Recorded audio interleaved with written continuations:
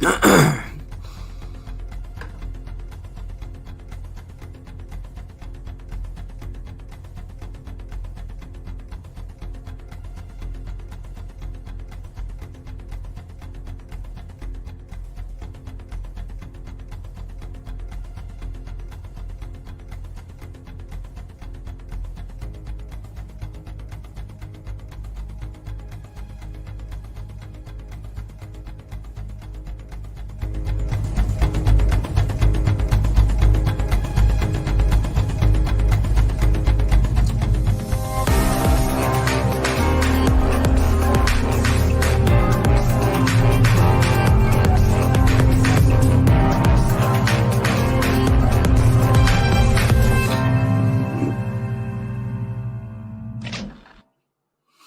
warm welcome to Powered4.tv, Big Fight Weekly, episode 18. We cover all the goings-on in the world of combat sports faster, Chris, than the 2017 press tour with Mayweather and McGregor, because it did some miles on them planes. How about that? How about that one? Did that cut the mustard for you, that intro? You're getting a bit cheeky with these ones at the moment, aren't you? Maybe a bit too much of an emphasis on McGregor and Mayweather, but yeah, how are you? How are things, mate? How's the COVID now after last week? You did the show, you braved it last week. No, I'm much better today. Today, the last couple of days, I've started to find myself a bit better now. Just the loss of smell and taste is getting a bit irritating. You know what I mean? I'm still sitting there eating cereal, eating toast, and thinking, when's it going to come back? I need something to taste. How about some Marmite? How about some Marmite on your toast? Doesn't go anywhere, mate. Doesn't go anywhere. I gotta tell you, you can't wait for a beer, mate. I've got loads in the fridge. I've got 10 bottles of Peroni downstairs, so this is staring at me. What can you do, mate? Though? What can you do? I think I'll get into topic number one, mate, and it's Korean Zombie with a fantastic performance, rolling back the years. And yeah, you did this headline. He's not finished, Chris, after beating Dan Ige. It was a good fight. I felt. What are your thoughts on the fight, firstly? Mate, if I'm honest, mate, I thought it was very competitive. They were both striking, hard at each other. I felt like Korean Zombie was keeping Dan Ige at his pace, if I'm honest with you. Dan Ige's quite ruthless, and he goes and goes. Makes people work his style of fight. But I thought Korean Zombie slowed the pace down and made Dan Ige fight at his sort of pace, and I thought that sort of worked for Korean Zombie. Korean Zombie, I thought, was really good with his pot shots. He used his striking fantastically. Dan Ige did catch him in the first round, and then you saw that Korean Zombie went straight for the takedown. Don't think he liked the power that much, but if you watch the takedowns, it was scrambling. They were really good on the ground before. I didn't think Dan Ige was that good on the ground, but it was really good, to be fair. But Korean Zombie did step it up. I thought he had a bit more on the grappling side. He did go for the rear naked choke a few times. Yeah, I thought they pushed each other for the whole 25 minutes, and I thought it was it was a very good fight. They both had moments as well. But yeah, I was really pleased for Korean Zombie, and I don't think it's a knock on Dan Ige either. I think he looked really good as well. So I don't think he's lost any what would be the word? Any steam after this fight, because I think he fought really well.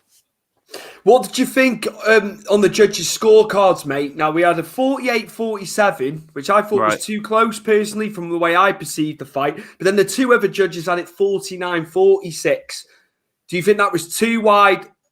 How would you have scored that in the 5 rounds? I thought 49-46 is quite a fair one, to be fair, because I thought, if you watch the fight, I think Korean Zombie after the first couple of minutes of the first round took control. I know Dan Ige, he had some good shots, and he did try and take Korean Zombie down a few times. He did push the pace, but I think Korean Zombie was probably just a step ahead of him throughout the 25 minutes of the fight. Absolutely. And we will get to your comments as well. We're going to do that towards the back end of the show today. I think sometimes we have them in as we're going along. But yeah, we will get to your comments. Don't get, befuddled that we haven't read things out. We will read them out. We know you've put comments in. It's a lunchtime edition of the show. And in the UK, I wouldn't be watching Sky News now or BBC News when you got us on. Rambo, all right. Hello, Rambo. Chris. Hello, Rambo. Hope you're well, bud. Hope all is well where you are. And I think, hi. Lewis from Falkirk up in Scotland there. Shame about Lewis, last 22. night. Shame about last night. I thought you might have qualified, got in there last night. Never mind. Albie, early for you in Chicago, Albie. Bet you're only just getting up. I want me to have a Saturday beer with him for a party, and we'll see about that, mate. See how I feel.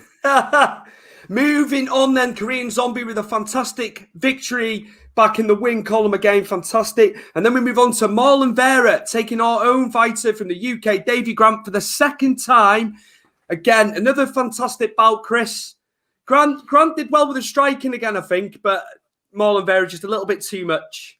Yeah, I think Marlon Vera showed his skill set quite openly in this fight. I think he waited out Davy Grant for the first round. I think Davy Grant threw a lot of strikes, a lot of head kicks. There was a lot of movement from Davy Grant. I was really impressed with him in the first round. I just thought he did put a lot on his gas tank in that first round, and you could see the emphasis of it in the second and then third, where he started to slow down. And Marlon Vera took control of the fight then, didn't he? Used those elbow strikes up in the guard really well and, split Davy Grant open. Though I thought, Davy Grant had heart. He lasted the whole 3 rounds. Almost got choked out in the last minute or 2 minutes of the round 3. As you can see in that picture, those elbows were ruthless in that fight. I swear, it was really cut open in Davy Grant. But going back to Davy Grant, yeah, I thought he was hurt. You could see after those elbows, and you could clearly see the signs of fatigue in Davy Grant because he was throwing a lot of volume. But yeah, I was dead impressed with the both of them. It's another good fight where I don't think it takes anyone down a peg. Really, no. I thought Davy Grant. Don't forget Davy Grant's quite far down in the rankings. Where Marlon Vera is like ranked 15th. So it was I know they fought before, and I know Davy Grant beat him the first time round. But Marlon Vera has just got better and better. And just look at the previous fighters he's fought. Aldo. These sort of fighters are going to make you step up your game. So when you're facing someone like Davy Grant, who has obviously had a good run himself, it shows you the levels where you need to get to. Like I say, I was dead impressed with Davy Grant as well. So for Marlon Vera, they can still come back and fight. I thought though, because obviously I know you'll ask, what do you think Vera should go next? He called out Dominic Cruz, didn't he, after the fight, which I think that would be a brilliant fight. And then I thought for Davy Grant, Jack Shaw's not too far up in the rankings. Why not a Wales versus England fight? Jack Shaw versus Davy Grant. Rambo there. Vera was awesome. I tell you what, Davy Grant, at least he's sticking to his guns with striking though, Chris. You know he caught him a few times. He's come on leaps and bounds. And also, on 6 strikes, he had 40 odd to Vera's 20. He had 20 odd. So, in the first round. I know as the fight went on, it was more in Vera's wheelhouse and he came through. But, some of the damage Davy Grant took, he was cut open barred as well, man. Yeah, so it was right above here, wasn't it? Yeah. It's that UK toughness once again. He was taking some shots, but as you say, no, he doesn't need to hang his head in shame losing that, I don't think, because he'll get booked. No. They'll book him. There's match possibilities, as you said. Oh, there's plenty. Like I say, I'd like to see him versus Jack Shaw. Let's have a Wales versus England fight. We haven't had one of them ever, let's do it. Dana, get a UK card booked if you can. Hopefully we can start getting them back over here, and they can come over to, even if they come to Europe, depending on where they can go. But yeah. Absolutely, yeah. Fantastic from both fighters. Marlon Vera with the W, 15th in the rankings at the moment, but both will possibly be on to more fights in the coming months as we go back. And now, Anderson Silva, a bit of crossover. He's crossed over to boxing to take on pro boxer Julio Cesar Chavez Jr. from the world-famous Chavez family. Chris, what a performance from Anderson Silva in the 8-rounder. Split decision victory. Incredible. You've got to give hats off to Anderson Silva. He's a 46-year-old man. He's going against the former WBC middleweight champion. You know what I mean? It has a record of 52-6. This isn't Anderson Silva's first foray into boxing. He has had a boxing fight before, but that was many years ago. But I thought he would look really good. It was the Anderson Silva of old. He was having fun. His movement was great. His striking was fantastic. He got in that corner, didn't he, against Chavez? Started doing what he did against Stephan Bonner and started saying, come against the ring. Come on, hit me. he took the punches, he took the body punches really well. I was a bit skeptical because he has obviously been KO'd and TKO'd in his last couple of fights in MMA, but he took all those shots. He looked really good, really pressurized them as well up against the ropes with those uppercuts. When they broke as well, I thought he was a lot faster with the striking. Mm-hmm. So hats off to you. And or to him. And I think with a split decision, I was a bit against that. I thought Silva won that with a unanimous decision personally, but I was really impressed with him. He was regularly beating him to the punch. Considering Chavez Jr., this was a pro bout as well. Don't forget, this is Chavez Jr.'s 60th pro bout. And Anderson did not look out of place at 46 years old in that ring. I was dead impressed. But you know what? I think Anderson Silva does much better when he's having fun and he's himself. You saw it years and years down the line for the UFC when he was middleweight champion. You know what I mean?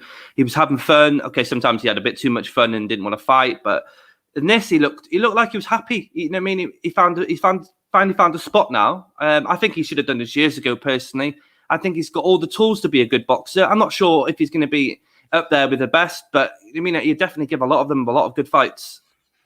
Absolutely. Brett Thomas, Silva needs to watch himself. Silva should face Floyd first, and if he does well, then gets Logan Paul. Brett, I think Anderson will teach him a lesson personally, and I implore them to get that fight made.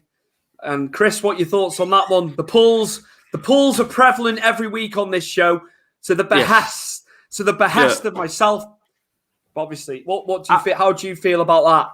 I think you're Brett. I love you, mate. I admire your pull for both Paul brothers, but Anderson Silva's paid his dues, mate. No one's defeated his record of holding a title or most title fights in UFC. He's fought the best of the best. I think if Logan Paul would be the honor to fight Anderson Silva, not the other way around. He doesn't need to fight Floyd Mayweather.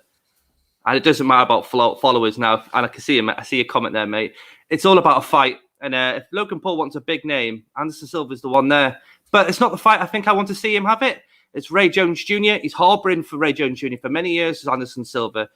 That fight would be more for me. Logan Paul can, go find someone else if he doesn't want the fight. Devin to Chavez Jr. Did you see it that it was 5 rounds down and 3 rounds down to the other fighter? No, not really. We both watched it. I thought Anderson Silva. I don't think he was in a lot of trouble at all for a whole 8 rounds. I think he took everything Chavez gave him, but I think he gave Chavez a lot more back. I think there was 3 rounds where he had Chavez up against the rope for the whole entire, fight. The round of the fight. Sorry. I think it should have been a unanimous decision for Anderson Silva. I didn't see it as a split. I don't know what if you feel the same way, but I thought Anderson Silva controlled the fight, controlled Chavez for the whole 8 rounds. Do you think it was just to make, because Chavez was, complete pro boxer? I know Anderson had a couple of fights in the boxing ring prior, but do you think it was just to, not make it look a walkover? Because, at the end of the day, the guy was the pioneer of MMA. But I would say he was schooled. I'd say he schooled him pretty much. I think they just did it to make, Chavez's loss not look as bad. Maybe that'd be my thinking on it. But you can't be doing that, can you? Because you wouldn't expect a boxer to come into an MMA, maybe win the first round and then get dominated for the next 4. But they'll be like, "Oh, we don't want him to look stupid now." A fight's a fight at the end of the day, isn't it? You win, you lose, you draw. It shouldn't be matter what fight from what sort of combat sports have come into it. If you've been embarrassed, you've been embarrassed. I'm fine with this. Guys coming in from MMA, legitimately, the crossover there, I'm fine with it. It's social. It's these guys from socials and, Twitter darlings coming in there as amateurs. But I had no problem with this fight happening. It was good. It was good to see. It was sobering considering how much we've had with, Twitter. I'm trying to think of all the Facebook people, just across socials. It was nice to see. And it's good to see Anderson. It's good to see Anderson Silva back because he's had a lot of losses in the UFC, at the back end. I totally agree. And this is what me and you have both spoke about Anderson Silva. And maybe he should have not disappeared, but retired respectfully after his leg break or before the first Weidman fight, because I think he had nothing to prove. And I don't think he had anything to prove, prior to the leg break against Weidman. Obviously, like I say, there's a few things, obviously, that have tarnished him a bit. But he should have gone to boxing sooner. I think it's a guy that always loves boxing. You can tell it with his striking. He spent a lot of time with boxing. Yes. Yeah. And he should have got. I think boxing could have been his calling card many years ago. He shouldn't have had to wait till he's 46 and been left at the UFC to go in it. I think to a certain extent, Dana needed him, regardless of him losing. It's that name value, isn't it? He's got you've got name value, and as you said, the most amount of defenses. Who will? It might be hard for someone to get to that number of defenses, mightn't it, Chris? Well, I'd say John Jones could, but John Jones keeps messing up, doesn't he? So if he had his personal life in order, though, he'd be right in there. Now, he would have had the fights probably whereby he defended it enough times and he beats Anderson's record, but personally gets in the way. Mr. Crowhurst. Right, Rich. Powered 4 TVs, Mr. Crowhurst. Yeah, man. John's in today. John's doing a good job for us today. Rambo, I can't stand all this crossover now, really. I agree, Rambo, to a certain extent with the social media darling people getting in there. Not fun. Brett Thomas, wait a minute, Stu. What about Brock when he went from WWE to UFC? Logan has the same NCAA Division 1 background. Nobody says Brock shouldn't have gone. Brock's a bear, though, mate. They need to get Brock back into WWE as well. Because Raw, I don't want to make this about WWE. Yeah. Raw has been poor for weeks, months. I can't remember the last time Raw was decent. SmackDown, as much as Roman Reigns has been amazing, it's not been great the last few weeks, SmackDown. In my opinion, I still watch the show. I know people belittle WWE. I'm quite constructive, and I'm making this about WWE. But yeah, going back to Brock, you can't put Logan Paul and Brock Lesnar in the same bracket, I'm afraid. There's no video evidence of Logan Paul, in an NCAA sort of match where there's loads of Brock Lesnar. You can see Brock Lesnar's pedigree. I'm not first knocking Logan Paul because I'm not disagreeing that he has one, but I've not seen any videotape on Logan Paul in a college wrestling. I don't know if you've seen, Stuart, but I haven't seen one myself. Unless they've been in the ring or in the cage, whatever they've been doing more currently, that's the only time. I don't go traipsing through YouTube to find stuff what they've done. Really, I've obviously heard about this from you. About NCAA. You know the backgrounds of the guys. That's the only reason I knew that he was Division 1. But as you say, where's the evidence to back it? There's no tape on it. No. Yeah, there's no tape on it. Where Brock Lesnar, just to answer Brett's question. There was lots of tape. You saw the pedigree with Brock Lesnar. Yeah, he came into UFC, and I have my own personal opinions, and we've gone through this, so I won't bother going through it again. But he's a bigger dude, isn't he? He's a beast. It's completely different to Logan Paul. Massive draw. But Logan Paul's a draw as well. He was close to going professional with the Minnesota Vikings in the NFL as well. A lot of people forget that. He went over to Japan as well after WWE in 2004 when he went, he's done everything. But they need him back on television. I know it's a separate conversation for a separate show like it's WWE. Rachel Cornell, guys, crossover question. I was embarrassed on that AEW Jake Hager first fight in the Upton. Chris, Jake Hager took on Wardlow in a cage and they showed all the Bellator footage of Jake Hager. And then he's coming up against the pro wrestler in the cage. Jake Hager doesn't need to go up against a pro wrestler, on a stage, put together fake, quote unquote, fake match when he's been in the cage. When he's been in the cage in Bellator, like professionally, Chris, it was crazy to me that AEW have put him in a cage against Wardlow. What are your thoughts on that it's been on a wrestling show? Yeah, but they did it with Ken Shamrock. Remember that first bout that Ken Shamrock had against that fella, and the fella kicked him, and you could see he got angry with him, didn't he? And then beat him. Vernon White was it in the ring? Yeah, they brought Vernon White in, didn't they? Who'd been in the UFC. But I'm not with that. Jack Hager's, whatever his real name is. Jake Hager. Jake Hager. He does fight in Bellator. To answer Rachel Cornell's question here, she's wrote, "Is he any good?" He looks okay, but he's very old in a division that Bellator don't have big stars in.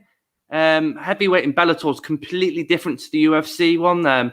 There's more stars there, and there's bigger fighters, and it's got a good reputation. I don't think it'd last 10 seconds in the UFC's heavyweight, but Bellator's a good start place for him. I do agree on the age thing with him because he was a standout NCAA again. Yeah. In Oklahoma, that's where Jim Ross found him, and then they put him into pro wrestling. But yeah, I imagine if he had have gone into it earlier, maybe he wasn't in pro wrestling and he'd been headhunted for his wrestling ability at collegiate level. You know, he could maybe be in the UFC now, couldn't he? And he could have maybe been in there for many years, but he went the pro wrestling route. The money's in the pro wrestling route, though, isn't it? Yeah. But I agree what you say. But you could have said that for like Kurt Angle, couldn't you?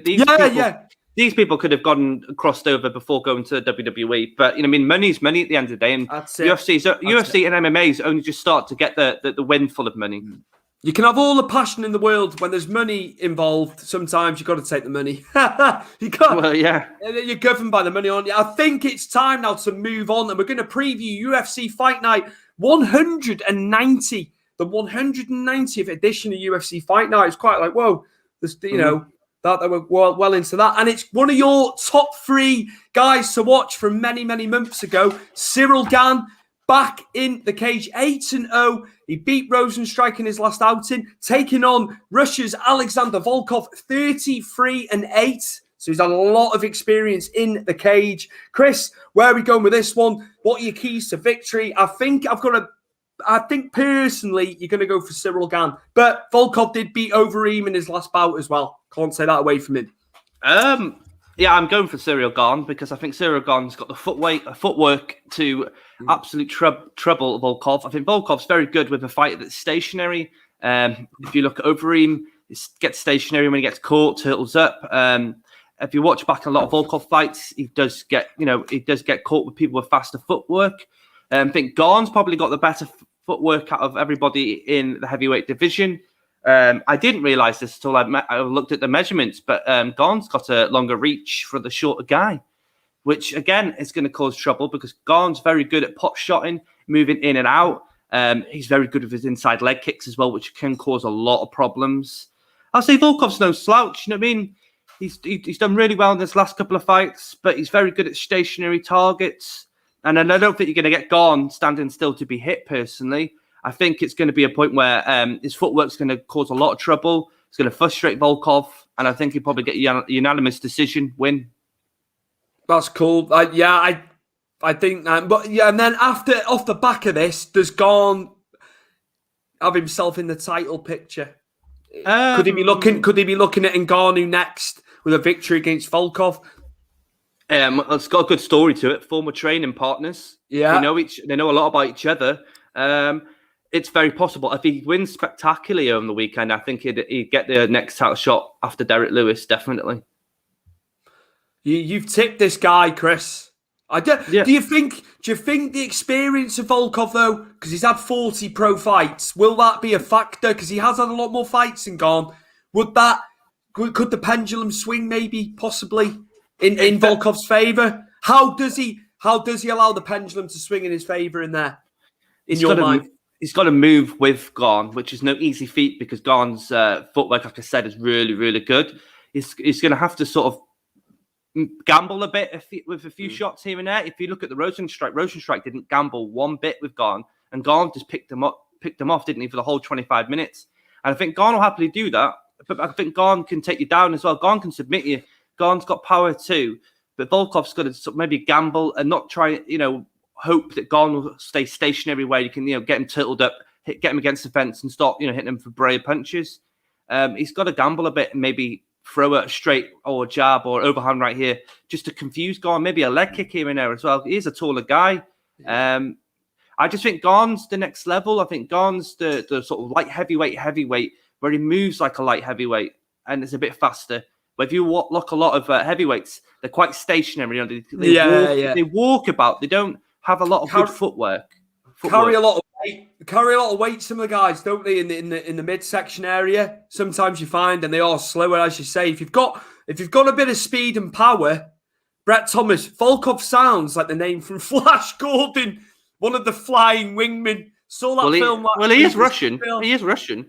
I tell you what, it looks dated now, but as a kid, I used to love that. On a Sunday on ITV here in the UK, used to get it on a Sunday if they played it, but looks very dated now. I'll tell you, who played a good part in that film, Brian Blessed. Good old Brian Blessed. I can't do it. I'll do it. Gordon's alive. Gordon's alive. I can't do it. Brian Blessed, brilliant actor. I had a good soundtrack as well. Don't forget, Queen did a good soundtrack. Oh my days, brilliant. Brilliant. Looks dated now, but I'm sure, still people like it. Honest Beyond Reasonable, regular. Gordon's alive. Yeah. Go on. He's on it as well. So, yes, that will be the main event going back to that UFC Fight Night. Volkov and Cyril Gane. Cyril Gane third in the division. Volkov fifth. And as we've said before, the heavyweight division, I don't think has ever been as red hot as it is now. We've had some great heavyweight divisions over the years, Chris, but I think there's so many guys that could be title holder, title bearer, standard bearer in that division. Possibly, but you have got Ngannou on top of the food chain, mate. But he can be stopped. We've seen it, Yeah, I know. I agree, but I think he's learned a lot since that loss to Miocic. Yeah. And I think he's one of the sort of people that can touch you with that punch and kill you with one hit. And if he's learning the takedowns as well, that's a big thing as well. Listen, we've still got John Jones to come up, and we've still got John Jones to test his mettle against some of the heavyweights. Is the time frame for John Jones still 12 months? For himself, he said 12 months, yes. Can you see maybe Dana getting in his ear and saying, we need you in 6 months? Possibly. I think he could fight in 6 months. You've said he's putting the weight on well. Yeah, He's looking good. He's good upper body, but he's still got those pencil legs below, so he needs to start work a bit more on his legs. We've seen that a lot. Though, haven't we? Where they've got the upper torso, But yeah, I think moving on, Chris, a guy that we had as Cage Warriors lightweight champion over here in the UK. You wanted to make a reference to this fight on the same card as Volkov and Gane. Early hours Sunday for us. It is Jai Herbert taking on Renato Moicano. I think I'm saying Moicano right there. Moicano, Moicano, there we go. Also, Chris, where'd you see this going? Jai Herbert at 10-2, his record. Renato at 14-4. So, what are you thinking on this one for our UK prospect? I really like Jai Herbert. I think he's very, very good. He was very unlucky against Francis Trinaldo when he got caught in the last round, and he got TKO'd, didn't he? Or KO'd, if you want to put it that way. That's when Dan Hardy had an argument with Herb Dean in that fight. And that's obviously where the ball's sort of rolling there. But before that, he was schooling Trinaldo on the stand-up. He was really, really, really good. I was really impressed. I was really impressed with Jai Herbert in Cage Warriors. There's such a good array of UK talent in Cage Warriors and Europe that is just waiting to get into Bellator, UFC. But I'm really impressed with Jai Herbert. Right now, Moicano, he's a decent fighter. You know what I mean? He's had a few wars. He's been in there with Jose Aldo himself. He's moving up from featherweight to lightweight. The problem is, I think Jai Herbert's quite big for the lightweight division. The way he's built. I think he's going to school Renato Moicano on the striking. I think Moicano is very good on the ground. He's got very good jiu-jitsu. I just can't see him getting Jai Herbert down because I think Jai Herbert's just a bigger guy with enough power to stop all the takedowns. And I've gone for a second round TKO for Jai Herbert. That's we should get the betting odds for that, actually. Also, Chris, on Renato, he's fought Brian Ortega as well, and he trains. He's American top team, isn't he? And I was looking through some matches he's had. He's got wins over Jeremy Stevens, Cub Swanson, Calvin Cater. But as you said, that's at 145, where Jai's going to be the more natural 155 there. But he's got quite a good resume. He has got a good resume, hasn't he, at 145. But he's got this is no disrespect to Moicano, he has got quite a weak chin as well, though. I'm not sure how Jai Herbert's going to be after being KO'd by Trinaldo. I think it was last year when they fought. But I expect Jai Herbert to come out and fly the flag for the UK, get us back into the winning column. And I think TKO. Just think he's a bigger guy, better striking, and I think he's going to be up for this 100%. A huge UK prospect in Jai Herbert. A big test as well. Renato Moicano. Brett Thomas. Timothy Dalton was also in Flash Gordon and Save the Lions, Freeze You Bloody... that expletive there. It was like he was in another film. Timothy Dalton, Brett, is from mine and Chris's hometown. We live in Old Colwyn, but he was born in Colwyn Bay. Timothy Dalton, a former James Bond as well. He starred in one James Bond movie. So it's not the only star we've had here. We've had Lemmy from Motorhead was born here as well. Don't forget. Terry Jones from Monty Python. His house is on the main road, just out of my road around here. He was from Old Colwyn. We've had some Well, Anthony Hopkins, not too far away either, mate. Yeah. So, yeah, that's good. We've had a bit of crossover of film. I think now's the time to go to break and see what Powered 4 TV have got on demand. Get subscribing.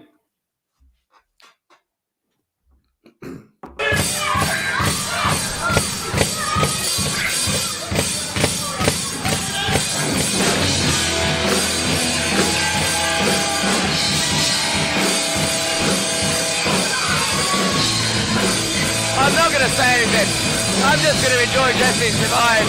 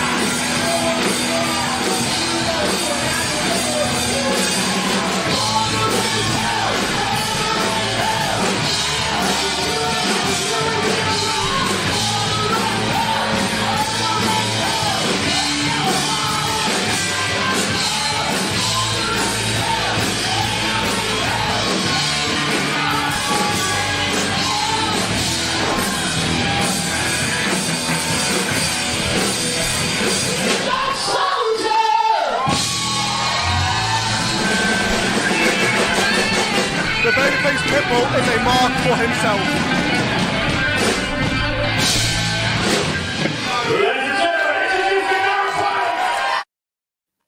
The fantastic PW4U now available on Powered 4 On Demand. So many promotions. There is so much on offer on demand at powered4.tv. Please sign up. You will not regret it. John and Rich done a fantastic job. Brilliant and job. more promotions to come on board. I know, and as shows start to come back post-COVID, it's just going to be amazing. And we're at the show on Monday, myself with Mike Angus, Superstar Pro Wrestling. So, yeah, you'll get to see that soon. There we go. Producer John there. Yeah, we had a great time on Monday night. Great show, great talent on the card. Fantastic work from Jay, Dave Faulkner, and Kieran Moran putting that together. And it was just great to be in that environment for the first time. Dreamed of commentating for years. Proud of you, mate. Oh, thank you, mate. I wanted to do football sport commentating. That's what I always said in school when they asked me when I was yay high. So, yeah. Anyway, enough of that. We are now going to hit the boxing in the second portion of the show. Jermall Charlo wins by decision against Juan Montiel, retaining his WBC middleweight title. Some of the talking points from this, forget about the match for a second. It was pretty much, one-way traffic, I would say, for Charlo. But they're reckoning Charlo is dodging people, but he has now called out Golovkin at middleweight, and he's called out Canelo Alvarez, but we know Canelo Alvarez has still got business to be done at super middleweight, Chris. And we did touch upon this. He's got to get up now to a caliber of fighter. I think Golovkin would be a good fight at middleweight. I can't see Canelo dropping down from super middle. I think this fight still for him. He wants to unify, doesn't he? I think he probably will unify. I don't think he's going to drop down at this point in time. Golovkin's a very, very good fight for Charlo. Just going back to the fight, though, it might have been one way for Charlo against Montiel, but these two stayed in the pocket for 12 rounds. They were in each other's faces for the whole entire 12 rounds. I have to give the applause to the pair of them, though. And, Montiel took a lot of heavy shots, got rocked a few times, didn't he, by Charlo? But these two just stayed in the pocket and just threw punches. Really, really good fight. Dead impressed. I was dead impressed with Montiel because, like I say, he got rocked. He got hit with some heavy body punches, heavy strikes, head strikes. But he stayed in there. But Charlo wants Golovkin next. That could be a really good fight for him. Is Golovkin still the same man he was years ago, though? That's the problem. I think those walls with Canelo, it's never been the same, has it, for him? But, he's still got it in his arsenal, that man, and he beat so many people. And he was pound for pound. He was always in the pound for pound discussions, Golovkin. Charlo was very respectful to Montiel as well at the end, wasn't he? He respected what was coming back his way. As much as Charlo was probably in control, as you said, very close. In the pocket. central areas of the ring going for it. You know, I always say about this, when you're getting backed up onto the rope sometimes, but when these guys are fighting centrally in a ring, that's what I like to see. A good old fighting in a phone booth, isn't it? Fighting in a phone booth. Absolutely. So yes, Jermall, Charlo, it'll be interesting to see what develops for him going forward. Montiel, I think we'll keep tabs on him, Chris, because he had a good performance. Yeah, I thought he did really well. Hopefully in the coming months we'll see who those guys have got next. Also, rescheduled for August the 14th. We were meant to have Teófimo Lopez versus George Kambosos Jr., which we did cover and preview on last week's show. A positive COVID test for Teófimo Lopez. And the fight is rescheduled for August 14th. There was a lot of animosity prior, but yeah, it's been rescheduled for August 14th. Chris, what are your thoughts? Well, I know how they feel after a positive COVID test, so I know how that feels. It's probably best because, you know what I mean, having COVID, it does take a lot out of you.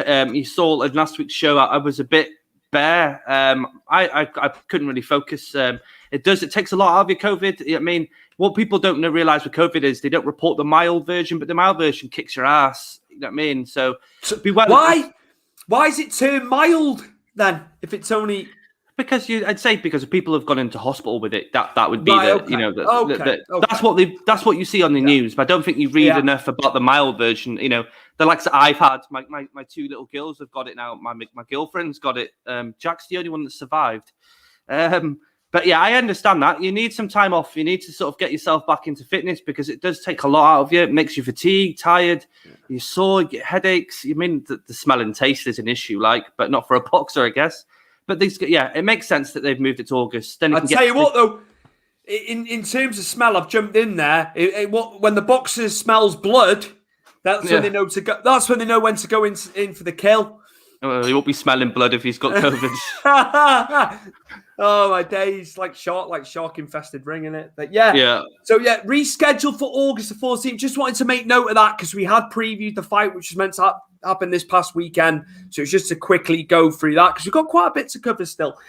And on to a fantastic fight. It was Naoya Inoue, the Japanese undefeated fighter with a huge performance on American soil. They're looking to tap in to the American market with him now. And he took on the Philippines, Michael Dasmarinas, and he retained his IBFWA Bantamweight titles. He's also got the Ring Magazine title at Bantamweight. A fantastic performance, 3 knockdowns. And then obviously, subsequently, the 3rd round KO. Chris, what were your thoughts on the fight?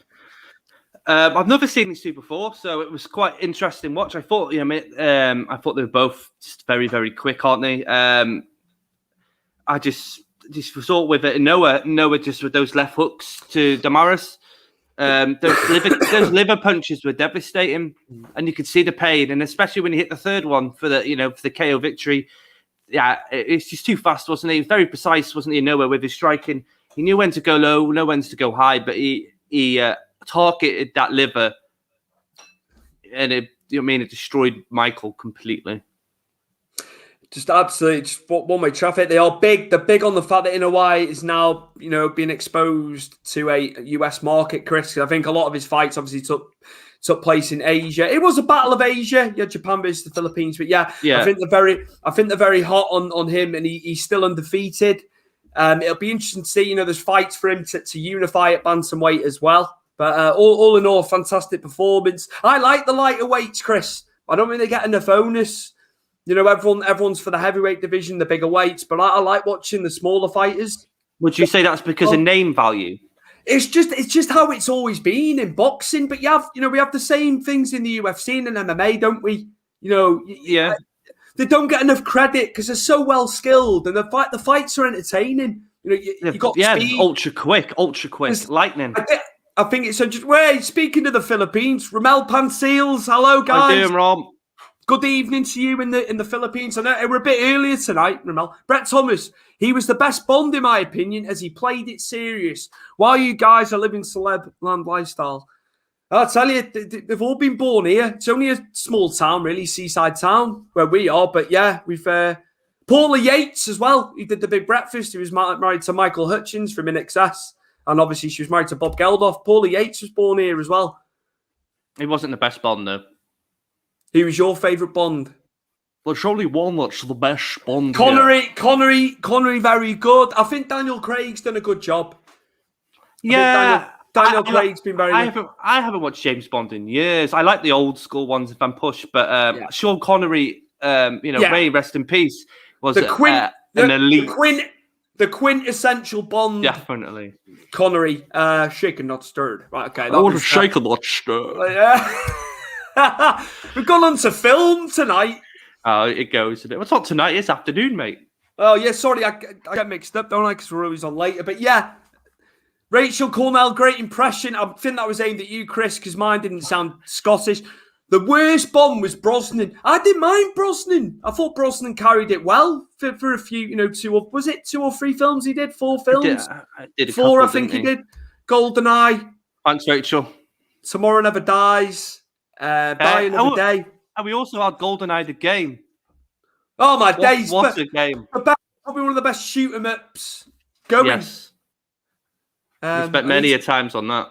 Need to dig out the N64. I've got the cable. It's up in the loft. But yeah, I've still got GoldenEye upstairs. But yes, going off the subject totally of combat sports here. But yes, Gervonta Davis returns. He is moving up 2 weights. He's already been a 2-weight world champion to take on Mario Barrios. Both men are undefeated. Gervonta Davis 24-0. Mario Barrios at 26-0.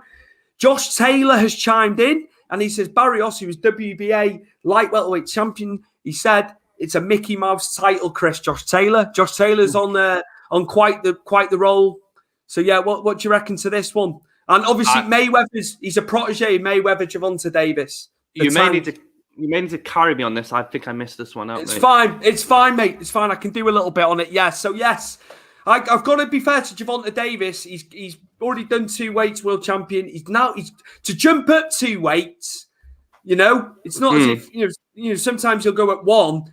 I think to go at whole 2. Look at you can see a size differential there, can't you? Yeah, it's quite massive, that isn't it? So I wouldn't sleep on Davis. Just because he's a smaller guy, he hits hard. But, and you can see Al Heyman in the background there as well, licking his lips. Oh, he loves it, doesn't he? He's always the modern day Don King, as I like to refer to him. He's always got a smile on his face, though, hasn't he, to be fair? Yeah, there's plenty of stuff going on the boxing, but yeah, I think Gervonta Davis might beat the bigger man. I've got a sneaking suspicion. So yeah, it was just a quick go over the boxing this week, really. Just right. Romel Pantiel's been watching Inoue since 2014. That body is always a maiden to watch. Yeah. Well, his body shots were absolutely fantastic. But Romel, how did you feel your countryman got on in the fight? Were you expecting him to do better than he did? Brett Thomas, yeah, Davis is no joke. I watch his YouTube channel and he's really smart too. Yeah, and he's got Mayweather behind him. Let's not forget that. It's a big push. The guy's not frightened. The guy's not frightened. You know what I mean? He's going up 2 weights. I keep alluding to this, but I think I've got him as favourite. I think he'll beat Barrios on a Sunday morning. I think the main card's at 2 a.m. for that one. So yeah, we'll look forward to that. In closing, the last item of the day, Vasyl Lomachenko, who lost to Teófimo Lopez last October. He's back in action. I think this is a tune-up to get him back. He's taking on Nakatani of Japan at lightweight. It's his return. He was so well heralded, a couple of years ago. A lot of people couldn't see him getting beaten again. He did have 1 loss on his career. He's now 14-2 after the loss to Lopez, Chris. So yeah, I see this as a tune-up, ready for him to get back into world title contention 100%. Again. 100%. What do you think? Yeah, and 100% with you. You can't see Lomachenko losing this. It'd be good for him to get back. It's good to see him again, to be fair. I love his work. Who did he go after this though? Where's Lomachenko? He's got to be looking to Lopez. He's got to be looking, to the winner of Lopez and Kambosos Jr. Yeah, I think they'll want a rematch straight. They've got to give him a rematch. I think. He's a great fighter. It's just it wasn't his night that night. They say about styles, don't they? Say Lopez. Look, I don't think people expected Lopez to do it, and it's happened. I remember. I'll go back a little bit here. Jeff Horn beating Pacquiao and it was in Australia. You know, Pacquiao went into Jeff Horn's backyard. I think a lot of people thought Pacquiao was going to come through. You know, normally your favourite wins, don't they? 8, 9 times out of 10. But it can happen. Upsets can happen. But I see it purely and simply as, you know, we're on the same wavelength with it, Chris. I think, you know, Nakatani's in for a tough night at the office. I see the old white towel being thrown in at some point, you know.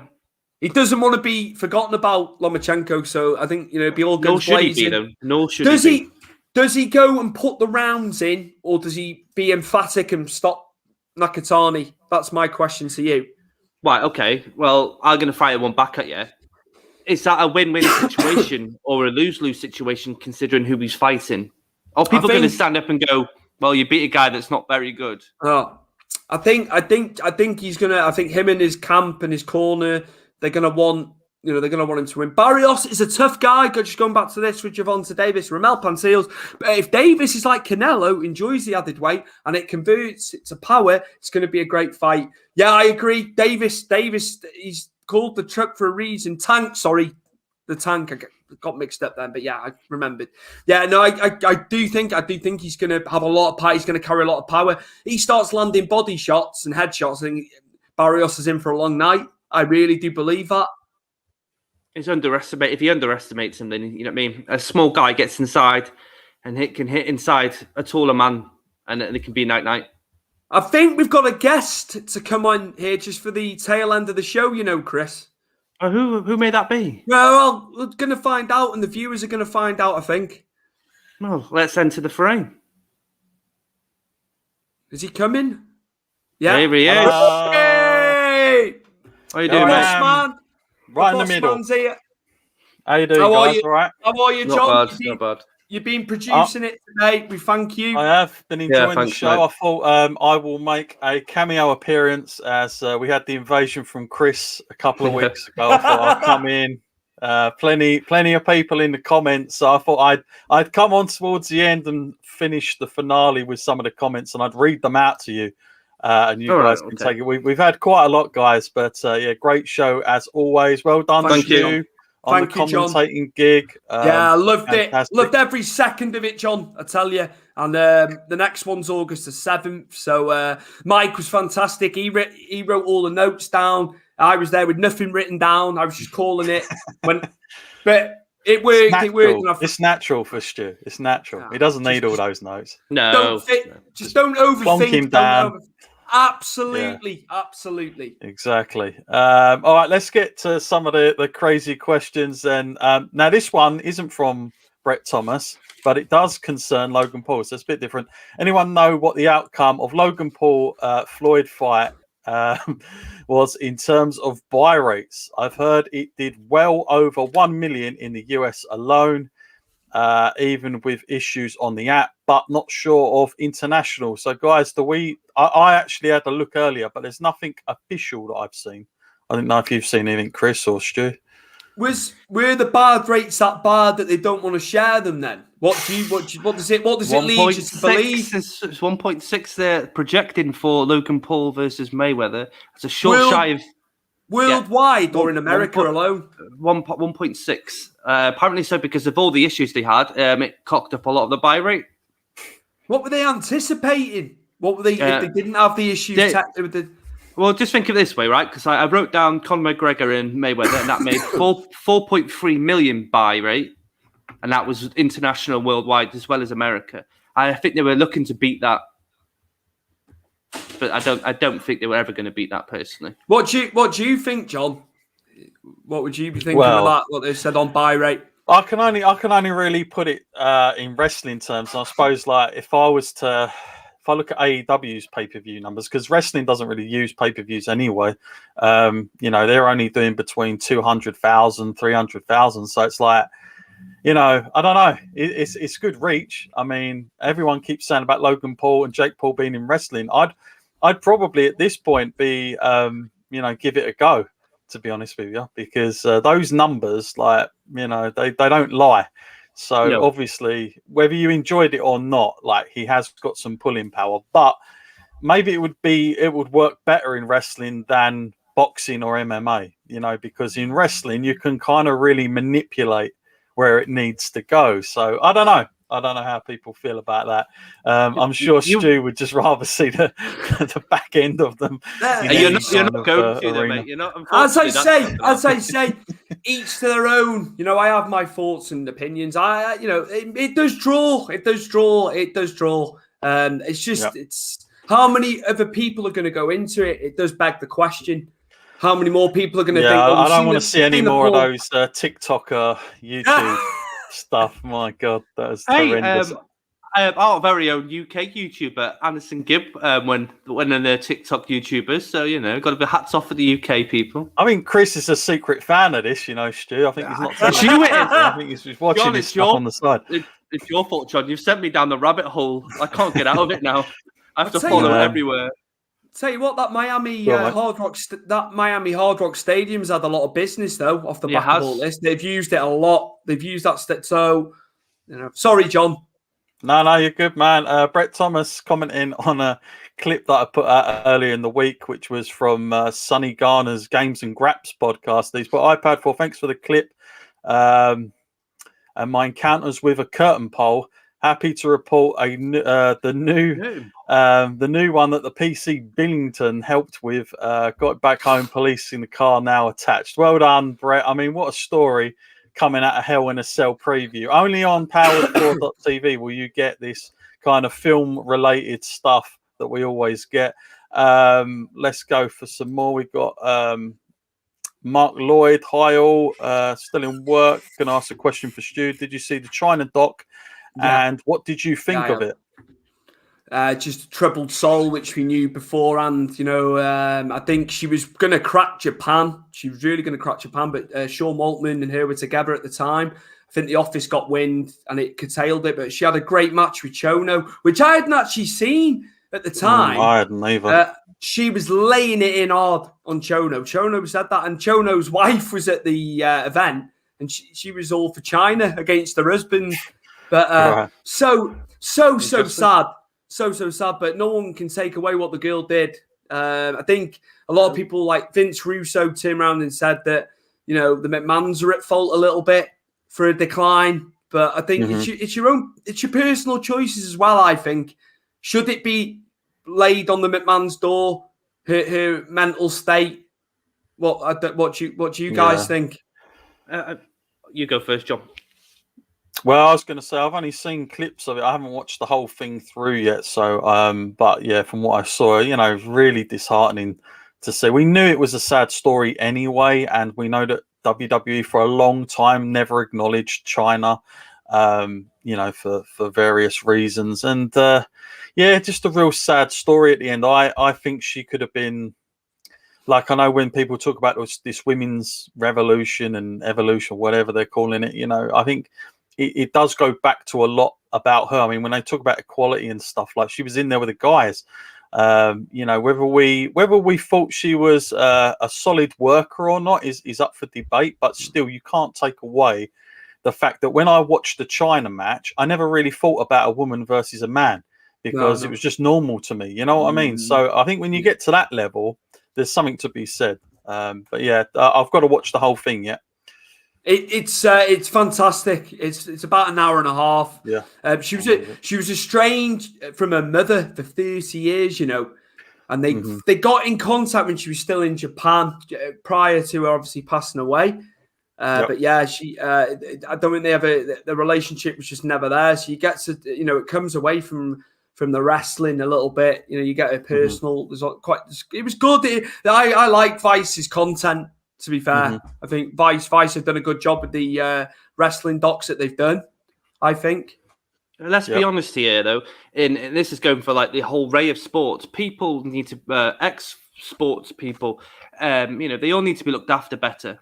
And this is no knock on WWE, UFC, but football and rugby. But they all need to be looked after they finish their sports, or if they're on a decline or have mental health issues, they need to be looked after a lot more. There's so many of these people in an array of sports that have mental health issues and go down that dark hole, don't they? And bad things happen, and I don't think they're looked after. They need to be looked after. That's what I'd say. My moments of China, the memories of her is getting, was it Kat in a bear hug and just ragging her along. No, Yeah. Terry Reynolds, Marlena. I thought she did it to Kat as well. Marlena.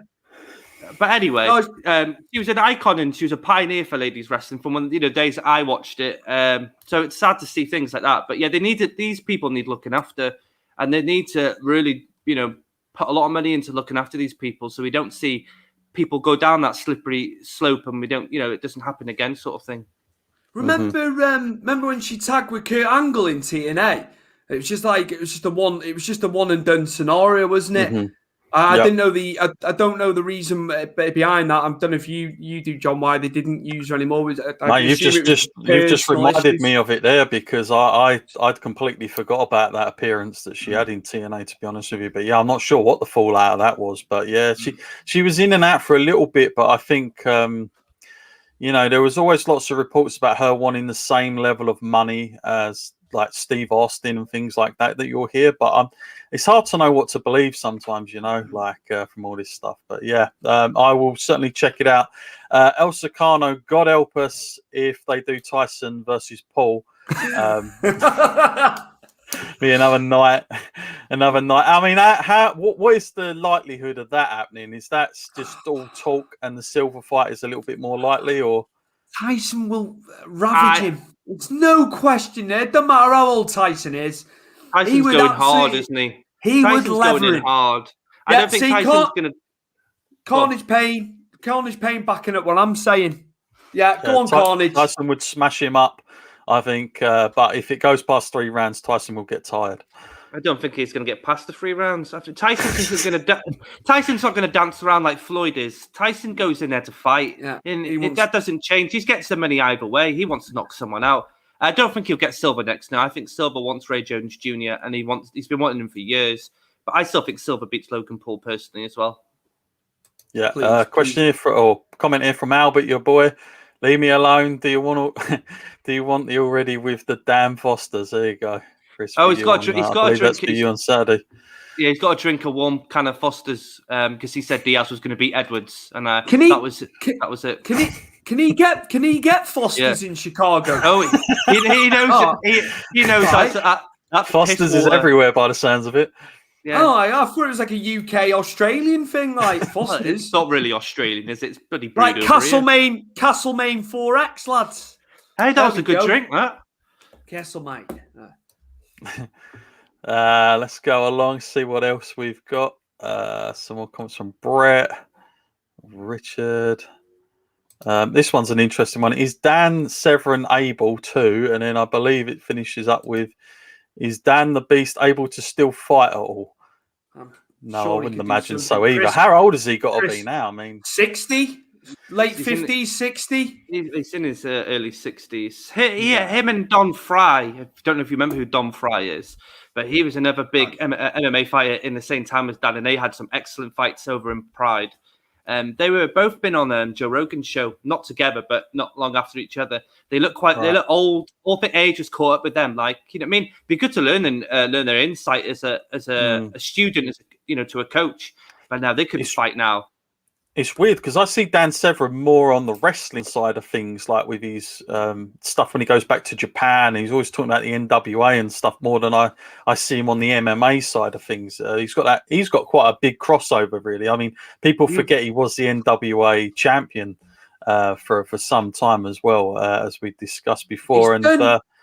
He's done a lot of signings. So I know Richie Sorrentino from Good Times Guaranteed. He booked Dan along with Bobby Extreme, Celeb VM.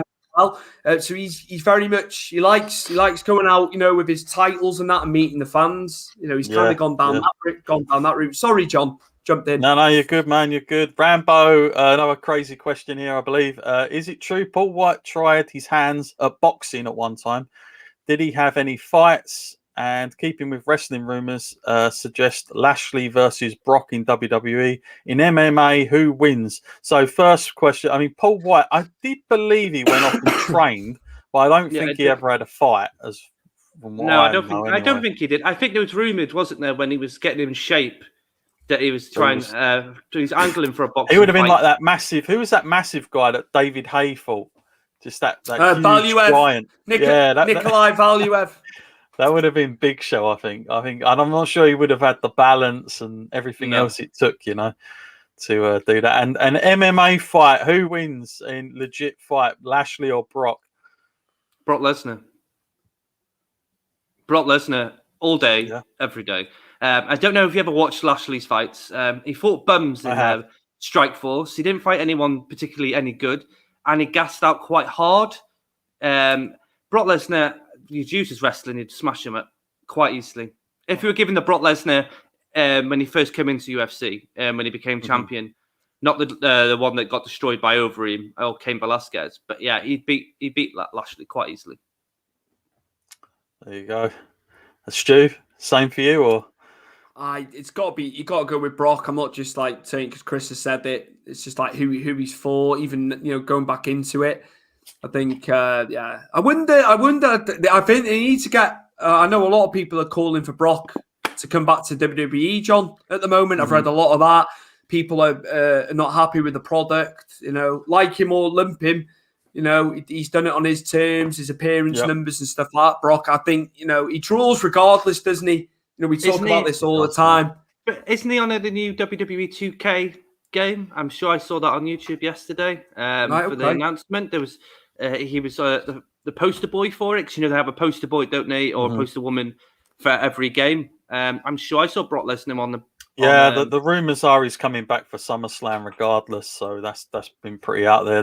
SummerSlam's going to be one of the first ones where there's like a large fan capacity there again, so I think they want to try and build it as heavy as they can. And Brock and John Cena are the two names that are very much for it. I think Bobby and Lesnar, and obviously on the other side Roman and Cena is what they're looking at. We've got a quick shout here to Kayfabe Music. Afternoon, guys. Great content as always. Thank you very much. Do you think eFeds could make a comeback? Maybe there could be a powered 4 TV eFed. Well, you never know. Get you in there for that one, Stu. Forget commentating. We'll put you in another one altogether there. But no, all the questions. Thank you very much for everybody that's contributed on them. Been loads coming through on this one. So thank you as always, John, and thank you guys for letting me have a little cameo here on your show. No problem. Always John, a big fan of this one. Go on, mate. You're on at 4 p.m. Powered 4 SP3. What have we got coming up? Can you give us? I've just been looking. We got WWE NXT recap. WWE potentially splitting up Cross and Scarlett. 4 Hell in a Cell matches in 4 nights. And the latest on Brock Lesnar's return, as we just discussed then, and Edge and Rollins are rumoured for SummerSlam. So we'll be getting through all of that at 4 o'clock with all the other crazy comments as well. I'm sure Logan Paul will be in there somewhere, so I'll add that in as well. But no, thank you very much, guys, for letting me come on. Thank you. I say this 100% on behalf of me and Rich. We are really, really happy with this show. Like, this has gone from strength to strength. You guys know that. So, from hats off to me. Well done, guys. Really, really proud of you guys. Thank you very much. Yeah, thank you for trusting us. Thank you for trusting us. We don't have the platform. We don't have the platform, and nothing's ever a problem. I know I say it a lot. Chris feels the same, but thank you for everything you've done for us. It's been incredible. And I hope you feel better soon, Chris. Hope you heal up soon. I just want to taste some food. Beat the COVID. I just want to taste some food. I've got ostrich steaks I bought from Aldi like 3 weeks ago. It's sitting in the freezer. It is. I'm sitting. I'm eating pretty cornflakes. You could be served up anything and just sort of enjoy it equally as anything else. The person next to you could have a nice big steak, and you could just have a couple of crackers and be just as good. Or a pot noodle. Pot noodle, yeah, go with that. I'm getting there. I'm still a bit cold here and there, but yeah, it's just a taste. It's getting on my nerves now. I need to taste some food. Give me a bag of Skittles or something. I need something. Taste the rainbow. You can catch John. He's on double duty today with SP3 for Powered 4 SP3. 4 o'clock, not far away at all. About an hour and 20 minutes away for that. We've been powered4.tv, Big Fight Weekly. Sorry. We're weekly. This has been episode 18. Thank you, John, for producing today, putting all the Yes, graphics in. thank you, We mate. appreciate it. And we will see you next Tuesday. See you next Tuesday. Thank you very much. guys. See ya.